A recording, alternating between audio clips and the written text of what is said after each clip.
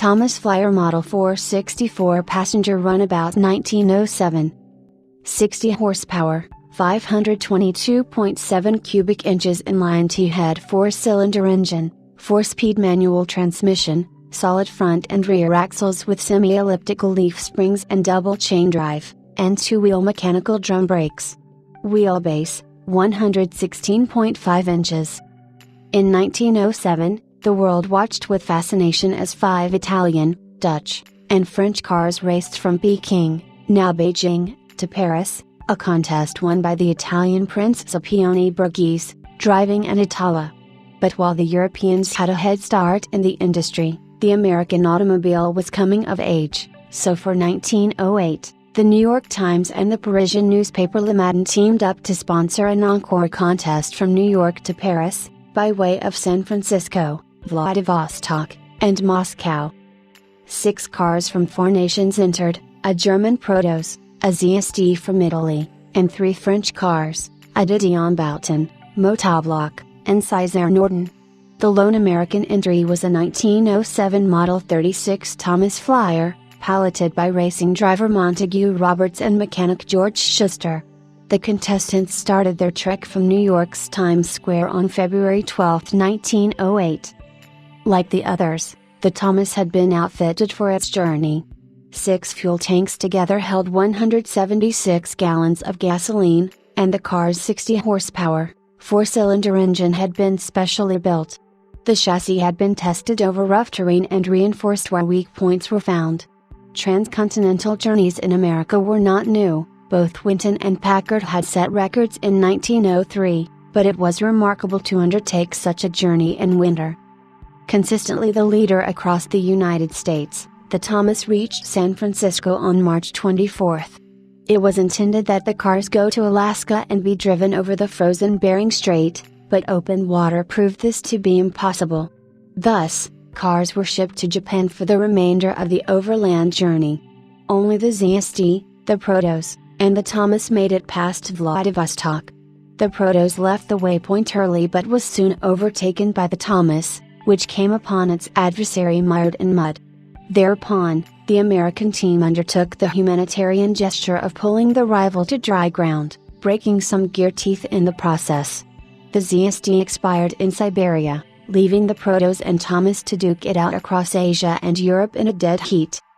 The Protos finally reached Paris 4 days before the Thomas, but not without a bit of skullduggery. The German competitor had resorted to rail shipment for part of the journey and was penalized a full 30 days. The Thomas, with George Schuster at the wheel, made a triumphant entry to Paris on July 30th.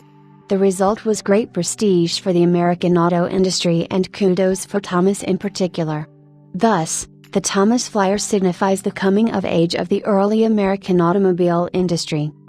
The car presented here was purchased in 2004 from the estate of Wolfgang Gauer, a German car collector who had retired to the Channel Island of Guernsey.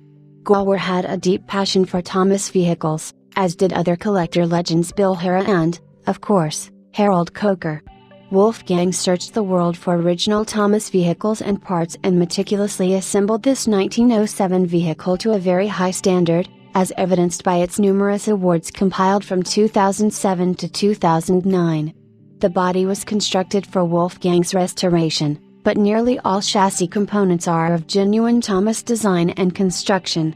The notable exceptions are the cylinder castings and the transmission, which were newly made to very high quality standards. Upon acquisition, Harold Coker sent this Thomas to Paul Vaughan in Pennsylvania. Vaughan did considerable work on the engine to bring it to tip-top condition.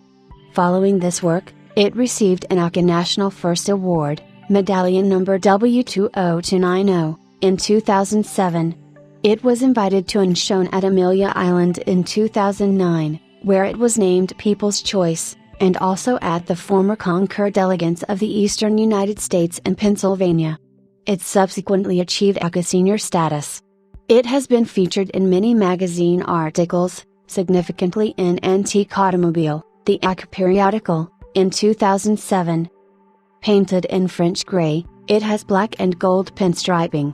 The body and paint are both in excellent condition. It is upholstered in burgundy leather. Brass Deet's majestic headlights announce its approach, illuminated by a brass carbide generator on the right running board. On the radiator cap is an eagle mascot, and there is a center-mounted Rushmore searchlight on the cowl. The engine has an electric starter, and the spark gap ignition has been replaced by a modern battery coil system.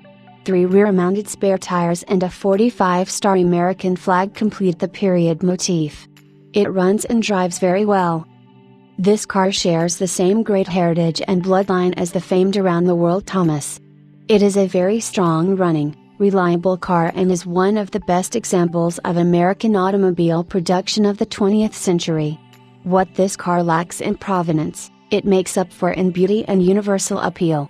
For a high-quality driver that will reliably deliver you back from tours at the head of the line, and bring home People's Choice Awards every time, there is no better 1907 Thomas than this one.